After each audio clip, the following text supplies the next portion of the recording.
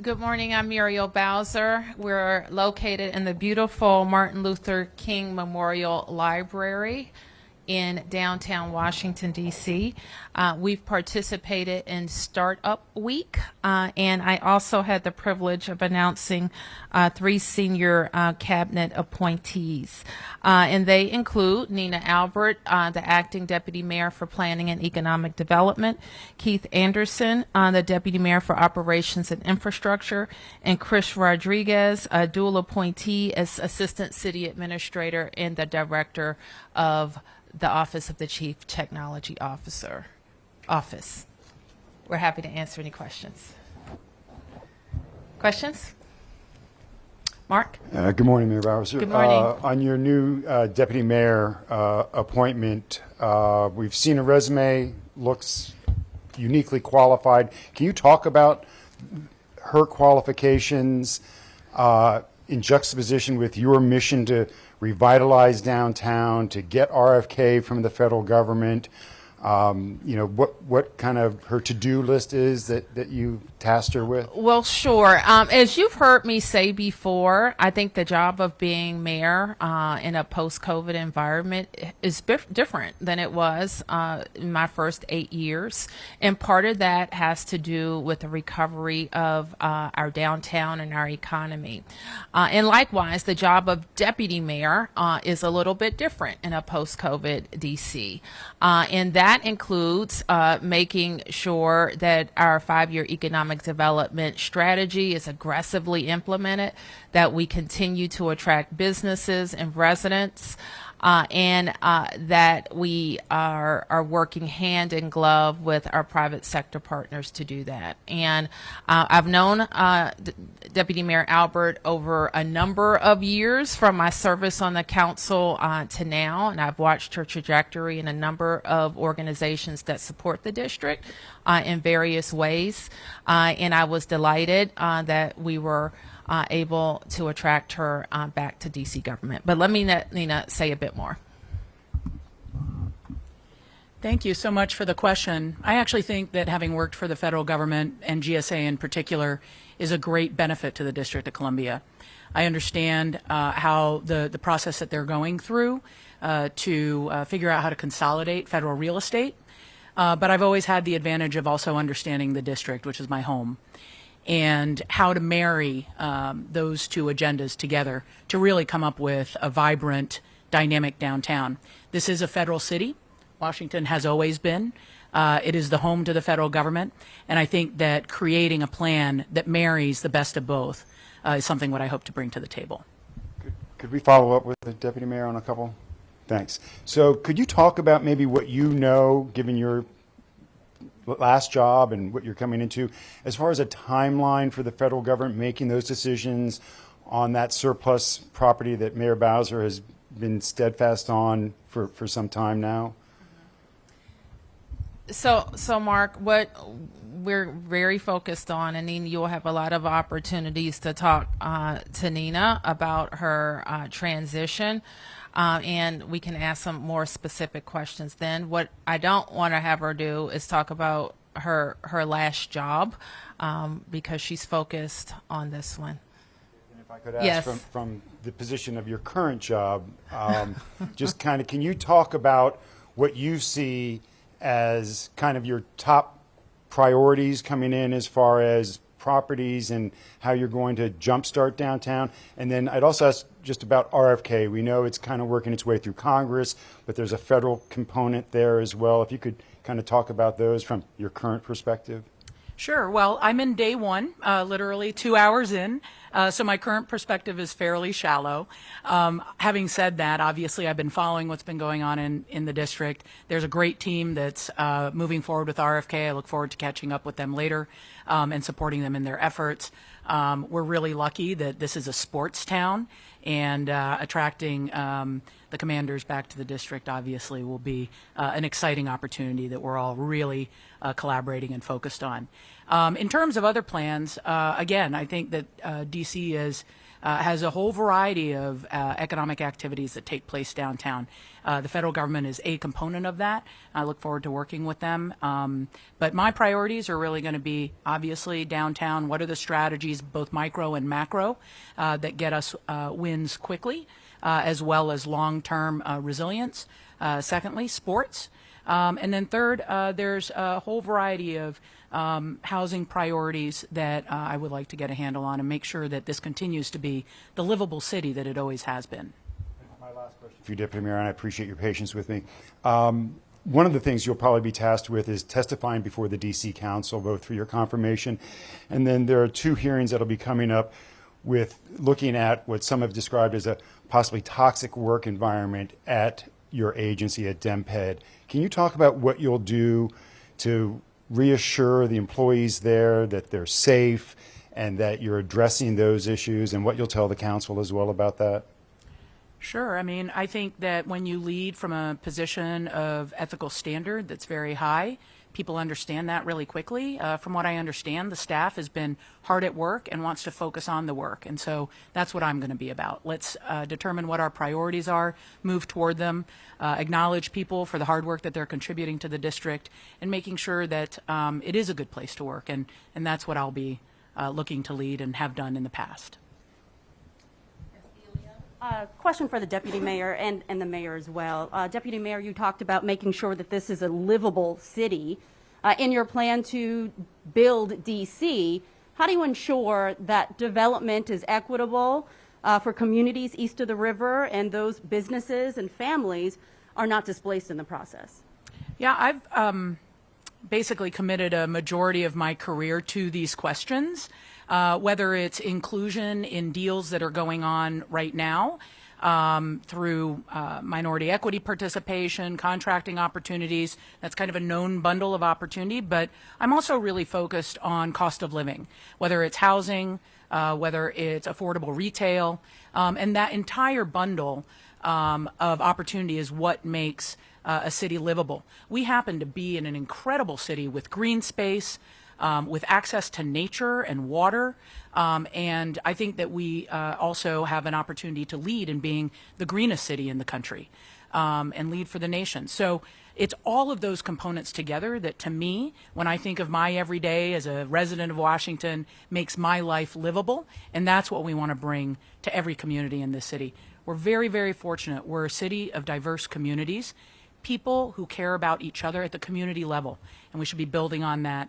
And I think we've got a great opportunity to do so. I'm excited about it. Thank you. One other question just for the Mayor. Mark touched upon this with rebuilding trust within the agency. But how do you believe this appointment today rebuilds the trust in your government, the trust of the people in your government? I'm not sure. Well, I think What are you talking? What are you saying? When your deputy mayor, when Falchicchio left, there was obviously some controversy. Clearly, folks were upset, had questions about their whether or not they could trust the leaders in their government. How do you think this appointment today rebuilds that trust in the community? Well, I think we work on trust every single day with our community, and I think that from day one of Deputy Mayor Falchicchio's, our former Deputy Mayor's departure, I've done exactly what I said I would do. And that's how you build trust. You do what you say you're going to do. And we followed our mayor's order on sexual harassment with fidelity. Our MOC completed an investigation, and there have been follow-up actions to ensure, including Deputy Mayor Keith Anderson's leadership at DemPed in the interim has ensured that the work of our staff and our city continues while we investigate exactly what happened. And so, as you've already heard, our teams at DemPed have been hard at work, and they will continue to be hard at work. Yes. Mayor, can I ask you about a comment that was made on Friday? This is in regards to the Morgan State mass shooting, where two of the suspects were identified as teenagers from the district, one of them still on the loose, an 18-year-old who was previously tied to Kennedy Street crew activity and identified by MPD and other law enforcement partners as someone they were looking for back in July. The other individual is a 17-year-old out of D.C. who was arrested. The state's attorney had tweeted out that in the past, D.C. would worry that Baltimore crime would somehow make its way down there, but now it appears D.C. crime has actually come to Baltimore. Can we get your response to that, please? I don't know that I have a response to that. What I know is almost immediately when law enforcement officials put out those pictures, the suspect individuals were identified and that information shared with local law enforcement. I think what is important to focus on is that the U.S. Attorney, the FBI, and MPD have been working on a months-long investigation of families related to these suspects. And I don't remember, I think 15 or 17 people were arrested during that investigation. This highlights, and while I can't say much about the specifics here, the need when there are arrests and serious investigations that people are off the street. Can I follow up to that specifically? So the 18-year-old who's still on the loose, if you search his name online, a previous police report or announcement comes up that he was missing, even as a younger teen. When we see these crimes involving teenagers of the district, is there any kind of investigation done to see whether Department of Youth Services actually reached out to this kid or had any kind of interaction with the child and the family beforehand? Is there any kind of post-investigation done that you're aware of on that end? If your question is, do we try to find out what happened to a kid that was arrested? There is always a look back at, and if they were committed to us, which oftentimes they are not. Sometimes they are sent back to their families. And so I'm always interested to hear that, especially in cases that stand out. With regard to the congressional hearing that happened last week, the Judiciary Committee, has anything come to your office in terms of changes that are going to come out of that meeting specifically? From the Congress? Congress, local, anyone from your offices, has anyone talked about anything new coming out of that congressional? We don't need to go to a hearing to talk about what we're doing. We will certainly review. I didn't have the opportunity to watch the hearing, so I'm certainly going to review the comments or any recommendations that came from it. Our deputy mayor appeared on behalf of the district, Deputy Mayor Apia, and she alluded to in that testimony what I have alluded to in previous comments about our need to update some parts of the law as it relates to the last police reform bill. So we continue to work on that, and we'll have more to say about that in the future. May I ask respectfully, with the crime crisis that it is now and how important it is, why you haven't gotten a chance to review that hearing yet? Oh, because it was a hours-long hearing, and it was just on Thursday, and I probably won't watch all of it, but I will get some reports back out from staff. Yes. Maybe I ask two other off-topic questions. One, Director McGaffin has repeatedly denied requests from the public, the press, and the D.C. Council to release information, particularly the CAD report related to the district dog's response. And she's citing the fact that it is still under investigation by agencies. Those were her words. But she refuses to say which agencies. I've asked several agencies, police, fire, they're not investigating. Can you tell us just which agencies, who is investigating the district dog's response that necessitates? Well, OUC always investigates problematic calls, any problematic call, or if there is a question, maybe it is problematic, maybe it isn't, but they always investigate it, and they'll do so with oversight from the deputy mayor. So this is an internal OUC investigation. She's not. Why is the director not able to tell the D.C. Council under oath that her agency is investigating this response, and that's why she won't release these documents? Well, Mark, unless there's something I'm not aware of, I think that's the case, but let me confirm that for you.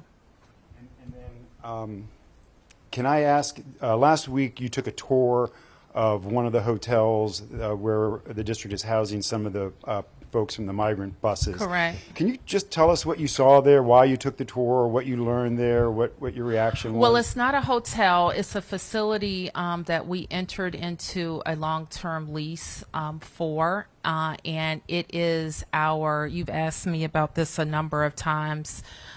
It's basically our welcome center that our Office of Migrant Services is using. It's a short-term stay while people decide their next move. I took it because I hadn't, we worked a very long time to get it, and our DGS, I think Delano Hunter and Kevin Donahue, who's with us today, really did an outstanding job in readying that center for use. I think we got it in like May, and by, in less than a month or shortly after. No, there's Delano. How long did it take? Less than a month. It was ready for us to use. The second thing that I think is important is there may be lessons that we can take from the operation of that center to the extent that we find things are working, and I think we are finding things that are working, that could translate to our homeless services system. So that's why I went. Thank you. Thank you, everybody.